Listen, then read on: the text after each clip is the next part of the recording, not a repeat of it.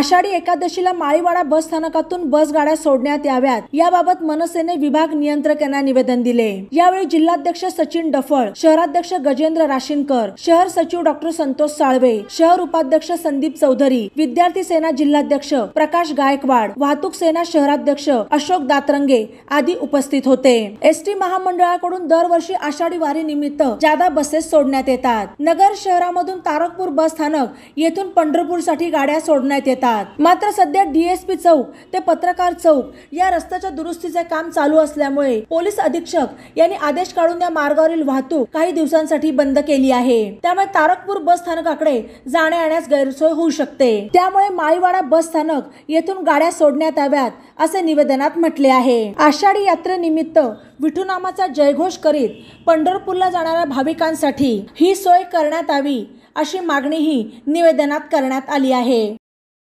आज महाराष्ट्र नवनिर्माण सेनेच्या वतीने विभाग नियंत्रक परिवहन महामंडळ माननीय सपकाळ मॅडम यांना भेटून महाराष्ट्र नवनिर्माण सेनेच्या वतीने निवेदन देण्यात आले की सध्या जो पत्रकार चौक ते एसपी चौक या रस्त्याचे जे काम चालू आहे त्यामुळे तारकपूर आगारात येणाऱ्या भाविकांची थोडी गैरसोय होणार आहे।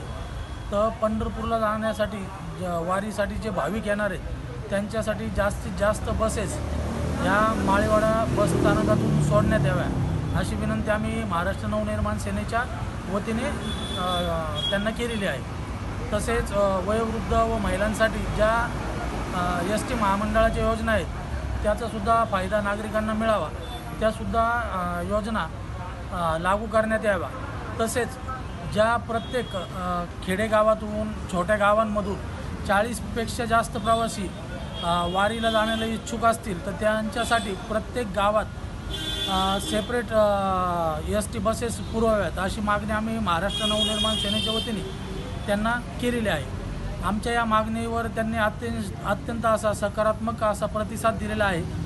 तसेच तुमचे यापुढे सहकार्य राहू द्या असे त्यांनी आम्हाला सांगितलेले आहे। त्याप्रमाणे महाराष्ट्र नवनिर्माण सेना एसटी महामंडळाला इथून पुढे सहकार्य करत राहील। या मागे आम्ही सहकार्य करत होतो।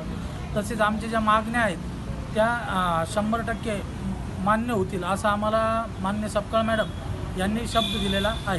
जय हिंद, जय महाराष्ट्र। बातम्यांसाठी ई नवा वाडा यूट्यूब चॅनलला सबस्क्राईब करा आणि बेल आयकॉनवर प्रेस करा।